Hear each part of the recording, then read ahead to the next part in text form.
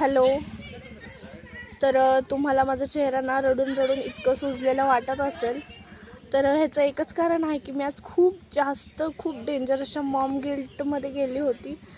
तर का तर म्हणजे तर चिनूला ना कधीच मी एकटं सोडत नाही. फक्त ना आज एक अर्धा मिनटं पण नाही, तर त्याच्यासाठी ना फक्त त्याला सोडून आले होते, ते पण तिथे माणसं होते म्हणून. पण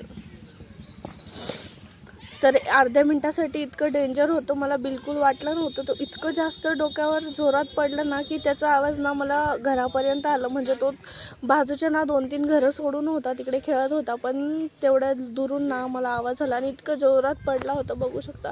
आता तर तो खेळतोय, पण माझं मॉम गिल्ट मला बिलकुल 1 मिनटं पण शांत बसू देत नाही आहे.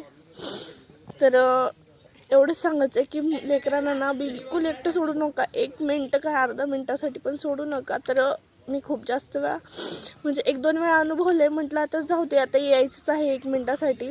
तर 1 मिनटासाठी त्याला थोडंसं एकटं सोडलं, तर त्याच्यासाठी ना इतकं जास्त मला आज पश्चाताप होत आहे ना की काही सांगायलाच नको. पण तुम्ही असं करू नका, तुमच्या लेकरावर लक्ष ठेवा. तर 1 मिनटं का अर्धा मिनटं 1 सेकंदासाठी पण वेगळं ठेवू नका, प्लीज रिक्वेस्ट आहे. आणि हा व्हिडिओ ना मॉमसोबत बिलकुलच शेअर करा, कारण त्यांनाही समजू दे म्हणजे आपल्या लेकरांची किती काळजी घ्यावी लागते.